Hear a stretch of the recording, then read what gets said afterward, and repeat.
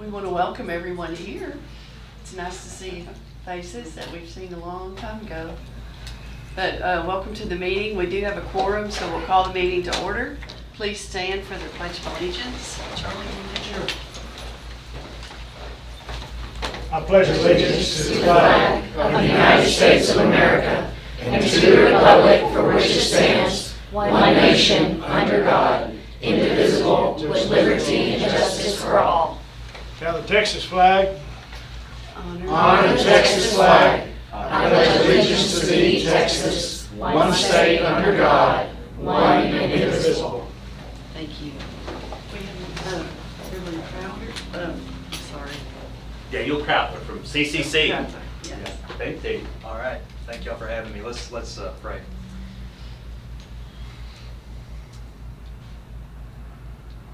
Lord, your son Jesus told us long ago that when we pray to you, that we can pray to you as our Father in heaven. And we thank you for loving us in that way, for bringing us all here. Lord, we thank you for providing this board and their wisdom and their leadership. God, I pray that as decisions are made and issues are discussed tonight, Lord, that you would give them that same fatherly wisdom and care and compassion that you've first shown to us, and for the sake of each kid in the GISD. Father, you also said for your kingdom to come on earth as it is in heaven. And I pray that although not everything might seem perfect right now, that, Lord, that you would just resolve issues and you would make even this place and each campus in Gatesville look a little more like heaven. Give us this day our daily bread. We pray that you would provide for any needs that have gone unmet. Forgive us our debts as we forgive our debtors. Lord, we thank you for your great forgiveness and mercy to us. And may we forgive others. May we minimize their weaknesses and highlight their strengths. And Lord, lead us not into temptation, but deliver us from evil. Father, there are so many, even within this district, even within our city, that are gripped and struggling with things that we can't even begin to imagine. Come to school and they live their lives by just dealing with things that we need your help in. So God, we ask for their protection, their safety, and that you would make us all a little bit more like your son Jesus. And we ask this in his name. Amen. Amen. Thank you. Thank you, Dana.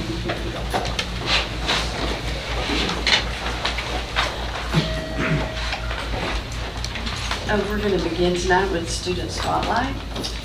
Well, the two students we're honoring tonight are brothers, and they don't know why they're here. So, Mom led us to believe that they might be in trouble, but we wanted to. Were at stake. That's right. That's right. Well, I wanted to honor these two guys because they are transfer students. Now, where would they be going if they weren't going here? Copper's Cove. Copper's Cove. Okay.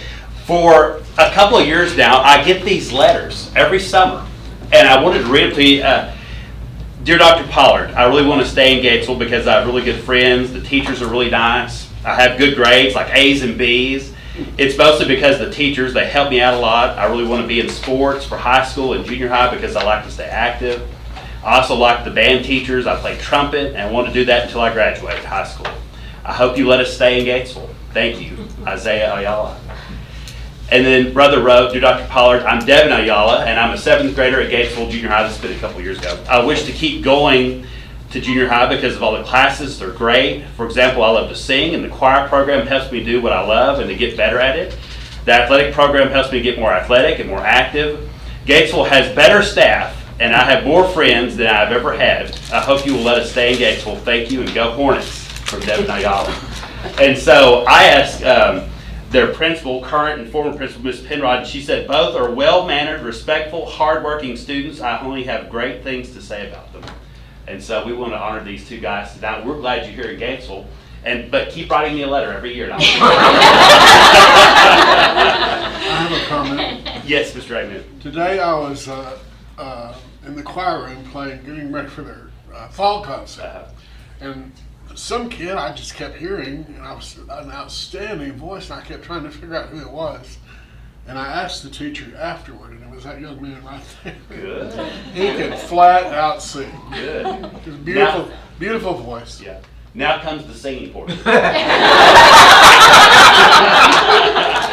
guys, I've got a certificate, and we're going to take a quick photo, and then that's it. That's all you have to do. Guys, thank y'all.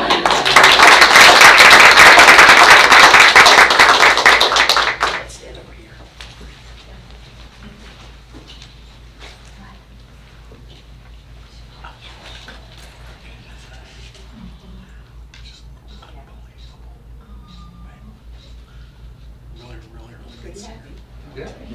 And that's the newspaper guy.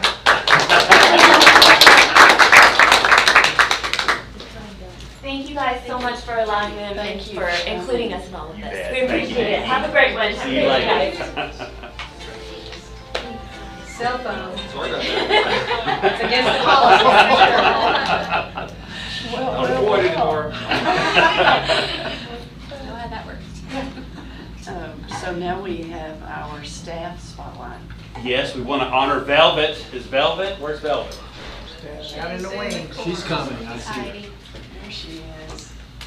Velvet, as you all know, is extremely hardworking. She does a ton of stuff behind the scenes. She keeps the whole athletic department afloat.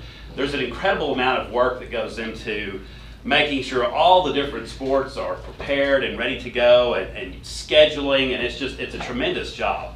But more so than that, Velvet does a lot of little intangible extra things. Every time that we have had a student pass away, she spearheads the memorial type services, gathering mementos together. I mean, really heartfelt, kind, generous things that the families really appreciate. And so we couldn't thank her enough for all the great things she does. And so, Velvet, we wanted to honor you tonight, and we're sure proud of you.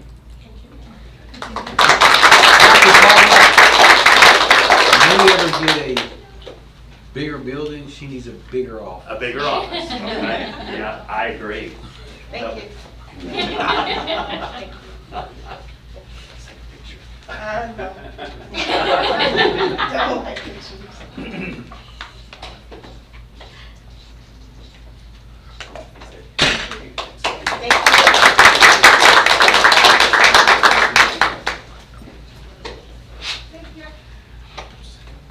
Okay.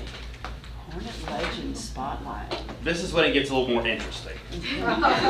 So, Hornet Legends, we do this occasionally for longtime educators that have contributed a lot to Gatesville ISD. And tonight, we have a duo, a husband and wife duo that we're certainly proud that's here. And so the fun thing about it, it's tedious, but I go through your employee file and find all kinds of great stuff, especially on Tommy. It was riddled with all kinds of great stuff. It's not true. So I kind of pieced this together. Y'all correct me if I'm wrong, but Tommy and Tracy, they started their careers in '79 in Kahoma. They'd spent 2 years there before teaching 6 years in Greenwood in the Midland area. And then they would spend 17 years here. Tommy taught predominantly earth science at the junior high and coached the girls varsity basketball team. He would become one of the most successful coaches the program ever had. I remember those teams back in the mid-90s that would go deep into the playoffs. But he was also a very good coach. Yeah.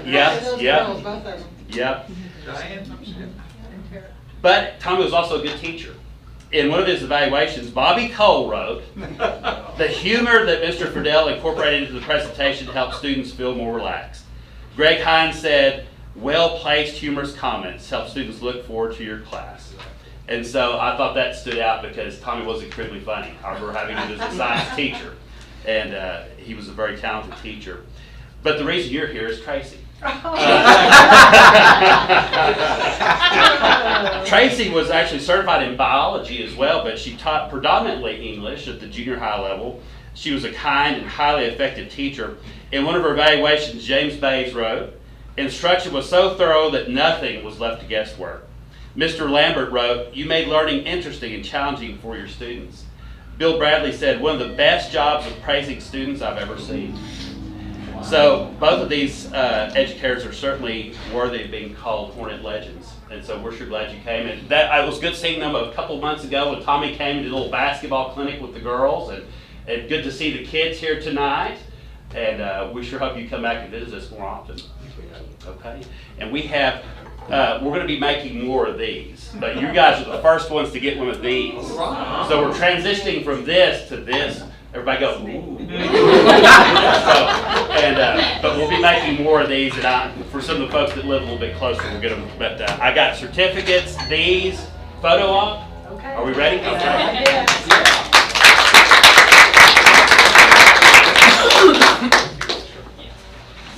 Thank you. Thank you very much. I want that one. I mean, her instruction is still very thorough. They're very good at instructing you right now. Their kids turned out pretty good too. They did. They did. Okay.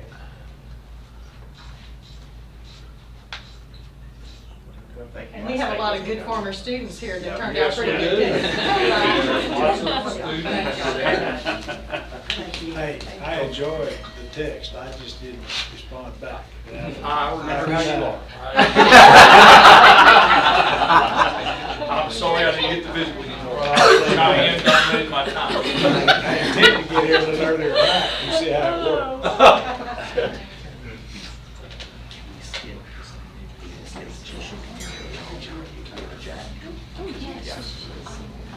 And we are going down to, where is that one?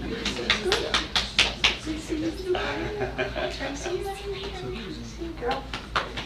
Old home week, you know. Yeah. Guys, thank you for coming. Bye-bye. Those good to see you. Now, our next topic is Jack Maxwell. So, We wanted to kind of go a little bit out of order here, so we can go ahead and get to Jack and Mary. So Jack is next. I went through Jack's file too. That thing was about this thick. And so he spent, correct me if I'm wrong, Jack, your entire 12 years here in Gatesville as a student. Is that correct? My what? You went to school here as a student, didn't you, Jack? No. No? That's a little bit of a, I started out in Shiloh, Texas. Okay. Where's this other side of my head? I went about that long. Okay. And then we transferred. Okay. So most of the whole time? Oh, yeah. That's 12 good. years, He participated in all sports from grades 7 through 12, with football and track being his primary sports. He attended Tarleton and Sam Houston, and this is the thing I'm most proud of you for, Jack. You were drafted by the U.S. Army and spent 2 years, from 66 to 68, is that I correct? got drafted out of college Yeah. during the Vietnam. Yeah. After 2 years of service, he returned, finished off his degree in PE and a minor in biology. And in 1970, he was all set to teach with a certification in science, health, PE, and even driver's ed. He began teaching at the state school as a PE teacher in 1970, and then he transitioned to junior high science teacher and coach in Palacios, Palacios for 3 years. In 73, he returned to GISD as a teacher and coach, and then he would teach junior high science, coach football, track, basically for the rest of his career. He'd become the junior high athletic coordinator, a part of the 2000 state championship football program. He would retire in 2004, but then come back and work part-time in maintenance until 2020. And so in all, over 50 years in education. Yep. He was recently inducted into Athletics Hall of Fame here in Gatesville. And when we announced it on Facebook, there was this huge outpouring of praise from all of his former students. From memories of Happy Jack running down the sidelines, launching rockets in science class, or learning how to drive a car, all the students had positive things to say. So Jack, we're proud of you. Every bit of it. So my recommendation would be, after having done all that, that we name all of the Gatesville High School athletic buildings in that compound area, the weight rooms, the field house, all that area. Now it would still be the Henry Maris field house. But Jack would be the overall for the weight rooms, physical training, all that. It would be that Jack Maxwell Athletic Complex. And that's my recommendation tonight. is there a motion? Calvin, second? I second. Okay, Charles. Any questions for Mr. Maxwell, Coach Maxwell, or? He coached me. Taught me science too. Yeah. Uh-oh. I think he gave me a SWAT Do too. you want to say? I should have hit him back, but I'm Yeah. letting him Yeah. Jackie, you ready for your name to be plastered all over that? Yeah, can I say one thing? Yes. Without, I mean, my name, I'm working my name out, because I got married in 1972. So 1972. That's a big accomplishment. 1970, we've been married 51 years. Wow. I just That's a had to big pass- accomplishment. I had to pass that on. Good. Good idea. That's good. Yeah. So we've got a motion and a second. And all those in favor, raise your hand. Okay. Okay. Motion carries. Thank you. Thank you. 50-something. So let's get a picture. Jack, hopefully in a couple of years you'll have a newer building out there.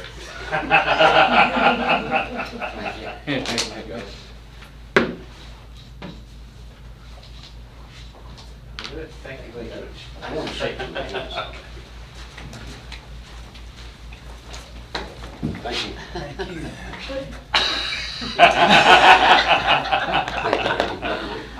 Way to go, my friend. Amen. Good seeing you, Jack. Many years I've thought Yes, about it. sir. Well, thank you. Maybe you'll fish. Thank you, sir. Thanks. Going to Mary now. Now we're going to talk about Coach B, Mary Bishop. Mary Bishop, kind of a lot of parallels between you and Jack. Began teaching in 1970 with a 2-year stint in West Hardin ISD.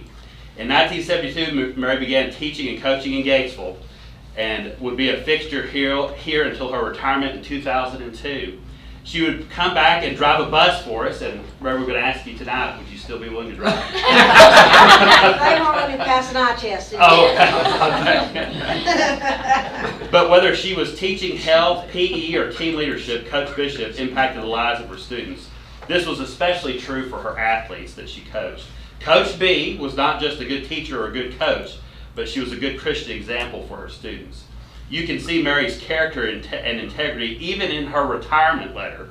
She wrote, "You all are like family to me, and I love all the GISD employees and teachers, administrators dearly. I will miss seeing you each day in the workforce, but you all will always be a part of my life. And I thank the good Lord for all the blessings He's bestowed on me by permitting me to live and work in such a wonderful place as Gatesville and its school system. All the classes, all the ball games, coaching assignments, and being with the students and athletes are marvelous educators that make up our system." And then we've got some of your former principals said some things about you. In an evaluation, Greg Hines wrote, "You are always very positive and supportive of your students and try to encourage them in every opportunity." James Bays wrote, "Miss Bishop provides students with a warm environment in which to learn. She's always a positive role model." So Mary, after all those years and all those good things, tonight we want to recommend that the new junior high gym be called the GJHS Mary Bishop Gymnasium. Is there a motion for that recommendation? Cheyenne, a second, Linda? Okay, we ready to vote? All those in favor, raise your hand.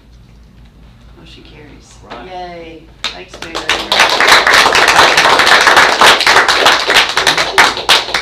Let's see. We're still going to teach you how to drive a bus. They won't let me pass an eye with my left eye.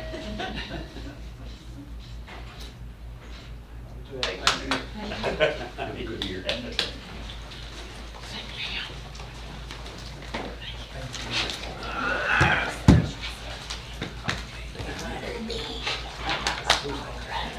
I deserved. Way to go. You're great, girl. Mary, tell the boys I said hi.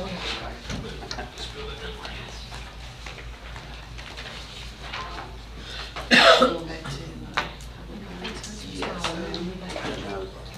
Tara, do we have any public No. comments? tonight. So, we're going to go on with the consent agenda. Is there a motion to accept the consent agenda? Jimmy, is there a second? Charlie? Okay, any questions about any of those parts? Okay, all those in favor, raise your hand, please. Thank you, motion carries. Consent agenda. All right, now we need the annual attorney report on collection of taxes. Well, I looked in Robert's file to say a lot of nice things about him. We'll go there. Speaking of fixtures, Robert Myers is kind of a fixture here. Every year he comes and gives us a report on the tax delinquency and different things like that. And Robert, we sure appreciate your hard work and helping us with the funding aspect. So, well, thank you very much for having me. It's been a while that I've been over here, so I'll leave the years out of it. I would like to, in light of my longevity here, introduce Connor Buchanan. Connor has been with our firm for about a half a dozen years, working in our Round Rock office, and he recently came up to Waco to assist our firm and myself in a representation of our clients in Central Texas, and he'll be assisting me over here in Gatesville, and I just wanted to make you aware of him. So if you see him wandering around and he looks a little lost, we're driving through Gatesville, walking around the school buildings, please get him going in the right direction. Very glad to be here this evening. Thank you all. Thank you. I'll be brief. I know you've got lots going on here, and but I'm sure you look forward annually to my report here, so I'll at least be comprehensive, give you the ups and downs. But and I coordinate and communicate on a regular basis with Mr. Frazier, and he's seen my report. I know he's got some comments in there, so I'll be getting back in touch with him after tonight. But the report I have for you today this evening is similar to reports I've delivered to you in the past. And not just the report is similar, but the results are similar, which really provides a real positive thing for all the other positive things that you just had in your meeting so far.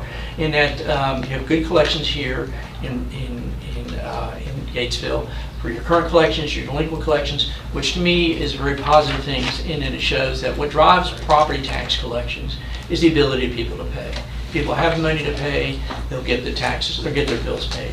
Their debts paid, and that's what I see here in Gatesville. Over and over again, when I look over the numbers for the prior year, there's good responses to the contacts we make, the efforts we make to collect your taxes, and the results are evident in the graphs and charts that I have for you this evening. So it's a positive response. Few people do go delinquent. We're able to work with them and get those taxes paid. So I'll briefly go over the information in my report, and sort of highlight some of the indications of what I've just said, and glad to answer any questions if you have any. On page 2 of my report, this is a bar chart that compares your actual tax levies, which is the blue bar, to the yellow bar, which is the actual amount of property taxes that you collect in each of your last 5 years. And as you can see, the yellow bar, the actual collections, is higher than the blue bar, which means that you actually collect more when you add in the taxes that you assess for that year, delinquent collections for the prior years that are made during that period of time, and penalties and interest. So when you add all that together, for example, last year you levied $10,193,000. You collected over $10,247,000 for over 100% of your levy. So that each year when you adopt your budget, you adopt your rate, you can be sure, Mr. Frazier and Dr. Pollard can be sure, and the board, that you're going to have the money in the bank to pay those bills that you're incurring for keeping the kids in school, which is the most important thing that this is all about. And for each of the prior years, as you can see, you collect over 100% of your levy in each of those years. And again, that's a positive sign that continually, regularly, as taxpayers of Gatesville are able to afford the taxes and afford paying the taxes to the school district, which I know they understand is very, very important for the community and for the kids. On page 3, this chart really shows the same information, same tax years and same levy, but it shows what amount of taxes have been collected for each of the years that you've levied. Again, for last year you levied $10,193,000 for just those years' taxes without penalties and interest, without any prior year's collections, just that 1 year's levy. You've collected 97, close to 98% of that, or $9,983,000. And the same as you can see for the prior years, you've collected over ultimately over 99% of the taxes get levied. A very small percentage of your taxes go unpaid. The amount unpaid at this time for these 5 years is the difference between the green bar and the blue bar, and that's an infinitesimal amount. It's less than 1% of your levy for each of those years. Again, it's a testament to the ability of your taxpayers to get their taxes paid, even when they can't get them done as timely as we all would want them to do, and easy even as they would want them to be. And then on pages 4 and 5, these 4 pie charts represent the taxes that you turn over to us, that you refer to us for collections. Each year the taxes that are unpaid by July, they get levied in October, they're delinquent in February. If they're not paid by July, they refer to our firm for collections. And these 4 pie charts show the actual amount of taxes you referred to us in the last 4 years. Just recently, in July of this year, you sent us $266,000, and we collected 20% of that in the last 3 months, actually in the last 2 months. And actually, if you, in Mr. Fraser's chart, next thing in your agenda, I'll actually show that's really a little less than what we normally collect. That's because of an anomaly in your tax collections. There was recently what we call a rollback tax, a amount of taxes that was added to the roll for this year just recently, and they're really part of the levy for last year, but not even delinquent for a while. So they've sort of had skewered the numbers for this year. But typically, 20%, usually about 30 or a third or more of the taxes are collected in just a relatively short period of time for the district. But going to the other pie charts, as you can see, we collected 64% of the taxes you turned over to us last year, 75% of the taxes you turned over to us a couple years ago, and over 92% of the taxes. And the multicolored wedges, those are the colored taxes that represent this, that are still outstanding, that we're continuing to work on. One of our staff members lives over here, works directly out of the tax assessor collector's office, so there's someone on a regular basis in the tax office to talk to your taxpayers and deal with the tax issues, working directly with the tax assessor collector staff and himself. And of course, I and Connor are over here on a regular basis to assist our staff here and to assist the tax assessor collector in the collection of your property taxes. So as you can see, those taxes you refer to us, we get them knocked out pretty quickly. And how we go about doing that, starting on page 8 of my report, is first we make contact with your taxpayers. Routinely throughout the year, we send out tax notices from our main office to each of your delinquent property owners, telling them, hey, these taxes are delinquent, inviting them to contact us to make arrangements for us, either directly when I'm in Waco or here, our staff person who's here in Gatesville.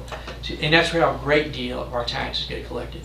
Connor and I are attorneys. We like to think we should be doing our work in the courtroom and before the judge, and we do that. There's some numbers in here to reflect that. But in fact, the great result of our collections, or really collections, result from making contact with your taxpayer, sending out notices, making phone calls, talking to these folks and saying, hey, you know, people don't pay their taxes because they're ugly people or angry people. They don't pay their taxes because there's some problem in most instances. There's infirmity in a household, there's maybe a temporary job situation, and with the COVID in the last year and a half or so, there's even more difficulties people are experiencing. So we sit down with them, either over the phone or in the tax office, and see what that problem is, and work through that problem and structure some sort of arrangement for them to get their taxes paid in a timely manner. And that's the great bulk of how we go about doing our work. It's working with your taxpayers, finding out what we need to do, because we realize many of your taxpayers are obviously members of your community. Many times they're the parents of your kids at school. And so although we realize it's our obligation to collect your taxes, and you need those taxes to keep the funds rolling in this district, there's also, we need to do so in a way that works with your people who are in your community and the parents of your students, so we don't do an unduly burdensome thing to them. We can meet those two goals, which we usually do. I think we're accomplishing our task. We do file some suits. Well, last year we sent over 800 letters. Page 9, we filed 24 lawsuits, recovered 7 judgments. So even when we do sue people and forced to do so, we are able to usually work those things out. And after we file 24 lawsuits, most of those lawsuits get resolved and get paid without going to the next step, which is through a judgment, which we did recover 7 judgments in the last year. And we do have tax sales. We've posted 11 properties for sale in the last year. And most of those properties got paid. Only 2 of those properties got sold. But normally gets sold at a tax sale. It's not somebody's home or business or anything. Every community has got distressed properties, vacant lots, vacant properties. We deal with the city of Gatesville to pinpoint those properties that are really derelict properties that need to go through a foreclosure process, and working with them to pinpoint those things. Those are the types of properties that end up actually going to sale. People's homes and people's businesses don't end up on the auction block for property taxes with us. We work those out ahead of time. These are properties that nobody wants and they walk away from. And so that's what ends up being delinquent or being foreclosed on. We do file bankruptcies. In the last year, we filed 5 bankruptcies to represent you in bankruptcy court. Brazos Electric is one of the biggest bankruptcy things. Everybody's got them, so that's why you have a large bankruptcy for last year. You normally don't have that. Finally, and we work with Mr. Fraser on this, you have every year the appraisal district sets up your appraisal rolls. And based upon the value of your property per the appraisal district, the state figures out how much funding you get. The poorer you are, or the less valuable you are, not the poorer, the more state money you get. And so we can go in, we go through regularly, and look at your values to see if they've stayed the same. Typically, the taxes are assessed in October based upon the appraisal roll that's done in that time period. But over a period of time, usually the appraisal roll actually drops because people come in, they file homestead exemptions, there's a correction to the appraisal roll that lowers your property value. And because you're lower than when you first were assessed for taxes, the state will actually give you some additional aid. For example, in my report, 2017, your property value was $750 million, which is sort of interesting in itself. The property district were taxable value was $750 million.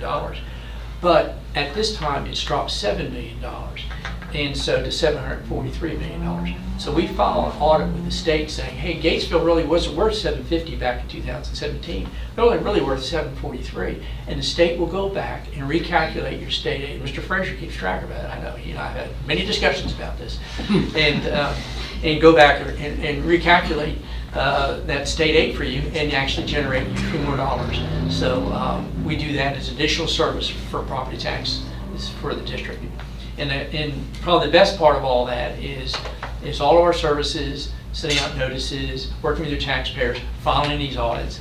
There's no cost to the district because our fees are passed on to the taxpayer who doesn't pay his taxes as of July. So when you refer those taxes to us each July, there's an additional penalty that's charged to those delinquent taxpayers, and that penalty goes to offset our fees to the district. So there's no out-of-pocket expenses, no upfront costs. Our fees are directly passed on to those property owners, so there's no cost to the district to employ us for the services that we provide. And we certainly do enjoy working over here and working with the school district, the tax assessor collector, with Mr. Frazier, Dr. Pollard, and the rest of the folks at the district. So we thank you for having us tonight, and I look forward to seeing you in the future. And maybe I was talking to Pollard, maybe we'll have a conference together sometime down the road, and we can all get together in a different forum and talk about things other than property taxes. Because we actually do talk about it. Yeah. Connor was talking about your football record just a minute ago. Yeah. Yeah. Well, guys, we sure appreciate y'all coming in tonight. Did y'all have any questions for them? Okay. Guys, thank y'all as usual. Thank you. Thank you very much. Thank you. Good to see y'all. All right, good to see y'all.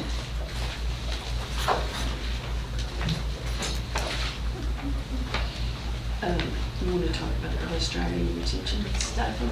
Yes, that's going to be Yancey's. I was glad to hear Dr. Pollard recruiting bus drivers. We're finally getting that message across. Interview question number 1, can you drive a bus? And so, it's not a Gatesville specific issue. The country is in trouble with bus drivers right now. We're in a lot better situation than some places are.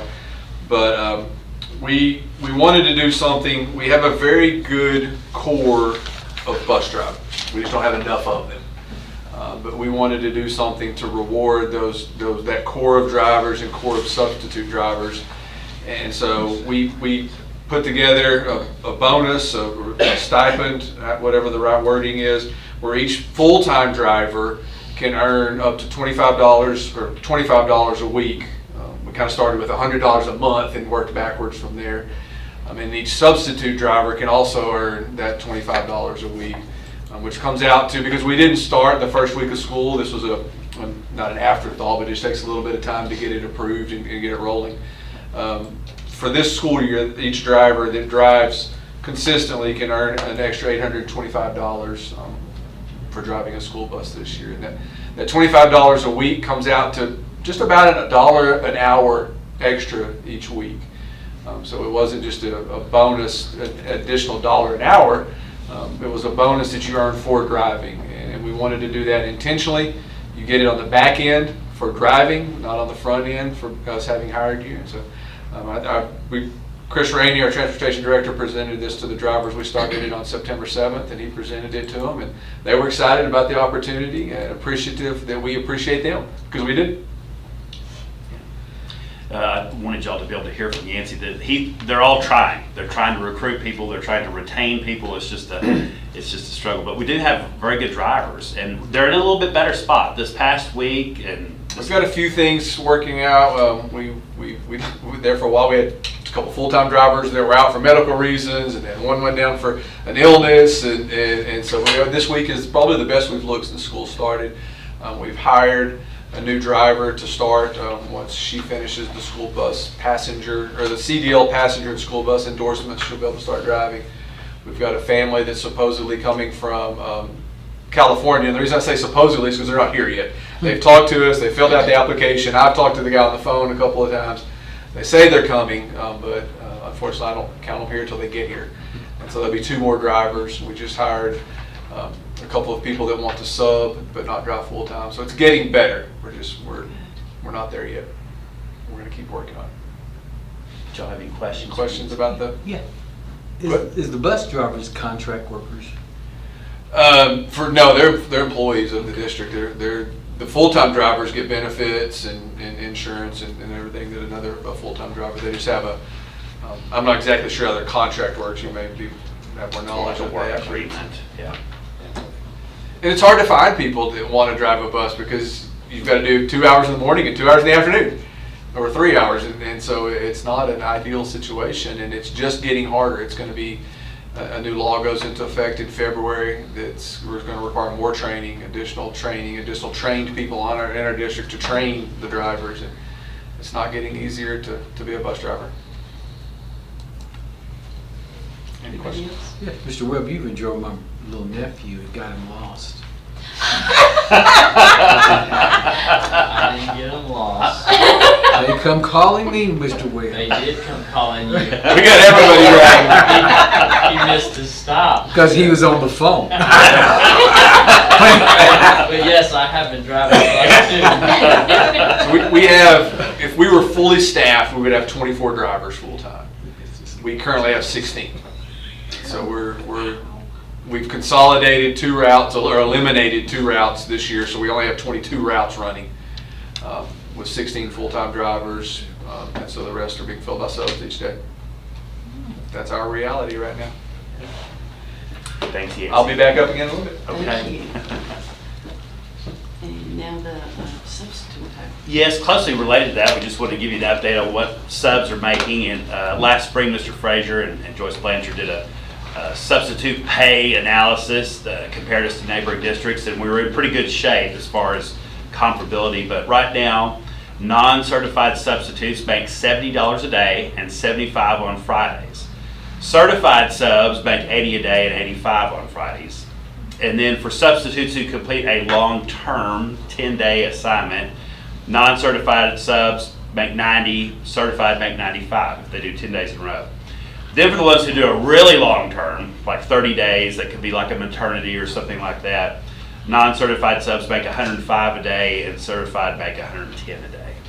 And so I think principals have been doing kind of okay so far with subs here recently. I guess it's kind of like bus drivers. Has it gotten better the last week or so? Yes. Okay, a The little day bit was better. good.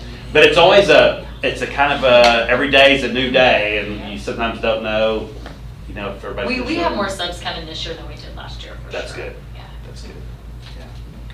Well, I had someone contact me about the sub pay, and we're comparable to the districts around. Okay, just one. I had somebody contact me as well, so I'm so glad I can go home. Yeah. I can go back and tell them. You could never pay a sub. I know. It's just like bus drivers. I mean, it's, and the districts are constantly trying to up the pay to entice people. And right now, I don't know that it really is pay is the issue. I think it's just availability, people to work. So I take it you're going up in the pay? Yes. I mean, the last time we looked at it, we boosted it up. So what are you paying now? This is current. This is current. So, but you're thinking about it. I mean, every year we evaluate it because it's a moving target. I mean, because if we just let it stay static, I mean, the other districts could keep raising, and then we're the low guy. Well, this is why I say that is because I heard Copper's Cove paid more. I don't Yeah. know And that's another. and of course they're bigger. They're bigger. It's possibly that I wouldn't doubt it. What'd you hear they paid? I don't know. I don't know if it's 95. I don't know. Yeah. Well, okay. I think Wyndham pays 90, right? Linda, do you know that? 90. Okay, thank you for doing that. Junior high. Athletic numbers? Yes, this is just a, we had overall, Ricky provided these numbers for us, and he said, we'll pull up a little sheet here in a minute, but the overall total of junior high athletes is up approximately 80 students from last school year. So that's good. You got 80 more kids in junior high participating in some sort of sport. And I'll pull up that little sheet there with the numbers in red versus the numbers in black, and you can see comparisons of each sport, how many are in baseball, basketball, all the different sports last year compared to this year. And you can see on the totals there that, yes, it's up about 80 some odd kids. So we're fortunate to have participation going well, and that could be due in part to different sports now being offered at junior high. We've got golf and soccer and what else? Tennis, yeah. Added all three of those here the last couple of years, so more opportunities. Wonderful. So Questions? I can, if I'm a junior high kid, I don't have to play football. I can play basketball alone or run track or That's right. whatever. That's right. Now the coaches at the beginning of the year, they tell the kids, they all try your hand at different things, but if push comes to shove, that they are free to do whatever they want. If they want to just play golf or just play soccer or just play basketball, and it's been like that for many years. So. Any other questions? Okay. Moving on to action items. Shaq? That's Nancy.